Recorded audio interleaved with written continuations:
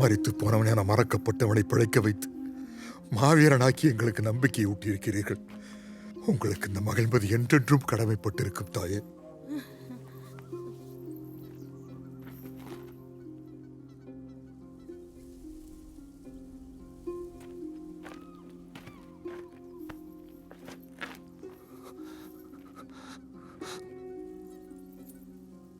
பாசத்தோட பார்க்க வேண்டிய என் அம்மாவோட கண்ணு என்ன கவலையோட பார்க்குது. இதுக்கு முன்னாடி நான் பார்க்காத கண்ணெல்லாம் என்ன கடவுள் மாதிரி பார்க்குது.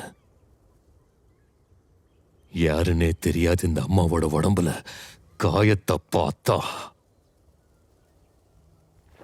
என் கண்ணுல கோவம் எரிமலையா வெடிக்குது. ஏன் நான் யாரு? எங்கள் கடவுள் அமரேந்திர பாகுபலியின் ரத்தம் நீ. உன்னை பெற்றெடுத்த தாய் தேவசேனையின் 25 ஆண்டு கால தவத்திற்கு கிடைத்த வரம் நீ. ராஜமாதா சிவகாமி தேவியின் தியாக விதையில் முளைத்த விருட்சம் நீ. மகேந்திரா, நீ அறிய வேண்டிய சரித்திரம் அரை நூற்றாண்டுக்கும் தொடங்கியது. மகிழ்மதியின் அரியாசனத்தை உன் பாட்டனார் வீரேந்திரர் அலங்கரித்தார். மாமன்னரின் அண்ணன் பிங்களத்தேவருக்கு அவரது மனதில் இருந்த குறையால் அரியாசனம் நிராகரிக்கப்பட்டது. ஆனால் தன் கரத்தில் உள்ள குறையால் தான் தனக்கு செங்கோல் மறுக்கப்பட்டது என்று கோபத்தில் எரிந்து கொண்டிருந்தார். தான் உயிராய் நேசித்த மகிழ்மதியின் மக்களையும் 6 மாதம் கருவுற்றிருந்த தன் மனைவியையும் விட்டுவிட்டு ஒரு நாள் மாமன்னர் வீரேந்திரர் அகால மரணம் அடைந்தார். 3 மாதங்களாய் சோகத்தில் மூழ்கியது மகிழ்மதி. மாமன்னரின் அண்ணியும் பிங்களரின் மனைவியுமான சிவகாமி தேவியார் ஆட்சி எனும் பெருஞ்சுமையை தன் தோளில் ஏந்தி கொண்டார். தன் அறிவும் திறனும் கொண்டு மகிழ்மதியில் நல்லாட்சி புரிந்தார். அரசனற்ற அரியாசனம் நயவஞ்சகத்தின் கருவறை என்பதையும் அறிந்தார். நரிகளின் ஓலை அவர் காதில் ஒலித்துக் கொண்டே இருந்தது. அன்று ஆடி அமாவாசை. மகாராணியார் பேற்று வலியில் துடித்துக் கொண்டிருந்தார்.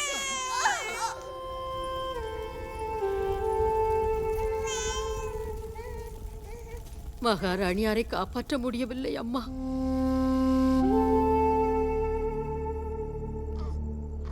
ஆண் வாரிசு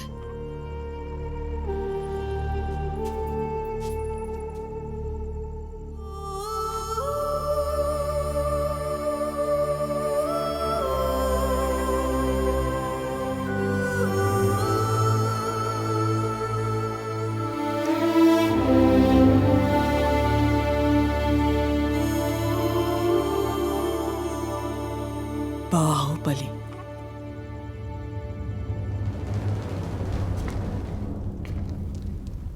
இந்த அரியாசனத்தை பார்க்கும்போது ஒரு விதவையின் நெற்றியை பார்ப்பது போலில்லை. நான் இந்த ஆசனத்தில் அமரப் போகிறேன். இருண்டு கிடக்கும் மகிழ்மதியில் ஒளியேற்றப் போகிறேன். எந்த நிலையிலும் மகிழ்மதியின் பக்கம் நிற்போம் என்று நீங்கள் உறுதி எடுத்துள்ளீர்கள். இந்த ஆபத்தான சூழ்நிலையில் அரசுக்கு எதிராக செயல்படுவது சத்திரிய லட்சணம் அல்ல மார்த்தாண்டா. அதிகாரத்தை கைப்பற்றுவதுதான் சத்திரிய லட்சணம் மகாமந்திரி.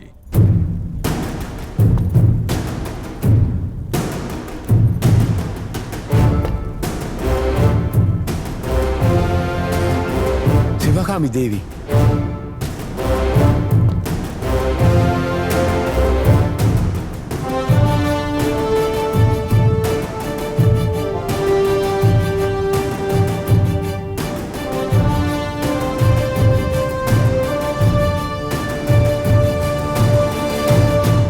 அரச குடும்பத்தின் விசுவாசிகள் என் பக்கம் வந்து நில்லுங்கள். பெண்ணின் பின்னால் யார் வருவார் சிவகாமி?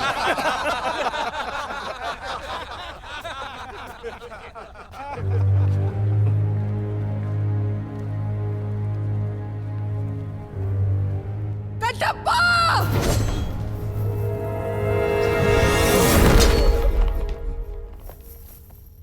இந்த கூட்டத்தினால் மகிழ்மதிக்கு அழுக்கு படிந்து விட்டது. ரத்தத்தினால் சுத்தம் செய்.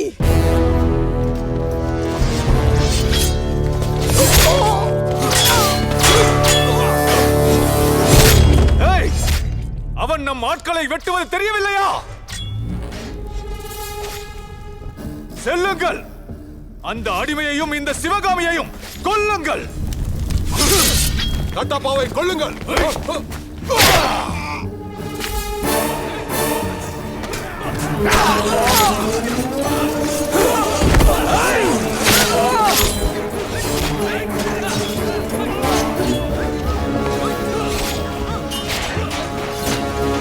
என் நாட்களை வைத்து என் முதுகில் குத்துகிறாயா?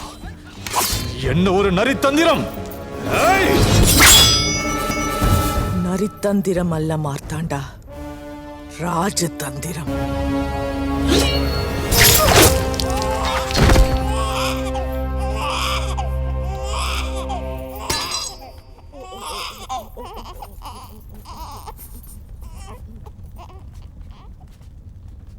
அம்மா, உங்கள் வீரத்தையும் அறிவையும் கண்முன்னே கண்டோம். அந்த அரியாசனத்தில் நீங்களே அமர்ந்து மகிழ்மதியை ஆள வேண்டும். அல்ல மந்திரியாரே, அது என்னிடம் அல்ல. வேறு யார் அமர்வது? தேவையில்லாத கேள்வி மந்திரியாரே. இந்த அரியாசனத்திற்காகவே பிறந்த என் மகன் பல்வாள் தேவன்தான். சொல்லு சிவகாமி.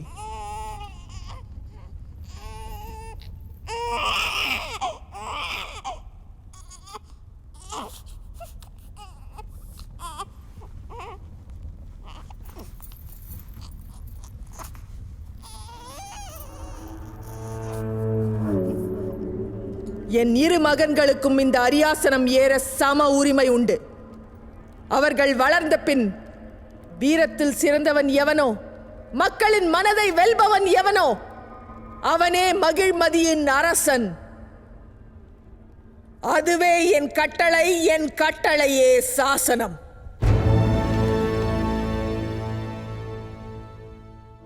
கல்வி வீரம் சார்ந்த அனைத்து சோதனைகளிலும் உங்கள் இரு மகன்களும் சரிசமமாக வென்றுள்ளனர். இந்த முடிவுகளை வைத்து யார் மகிழ்மதியின் அரசன் என்று எப்படி நீங்கள் தீர்மானிப்பீர்கள்? நான் என் மகன்களை சோதிக்கிறேன். அவர்களுக்கு சரிசமமாக வரம் தந்து அந்த பரமேஸ்வரன் என்னை சோதிக்கிறான். தலைமை அமைச்சரே, அடுத்த கட்ட சோதனை இன்னும் கடினமாக இருக்கட்டும்.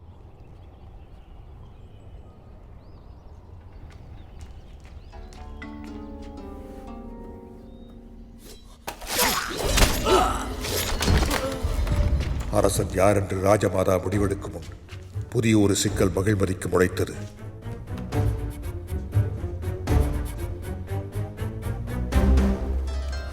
ராஜமாதா, சாகிதன் காவலர்களை கொன்று நம் போர் ரகசியங்களை திருடிச் சென்று விட்டான். இளவரசர்களுக்கு செய்தி அனுப்புங்கள்.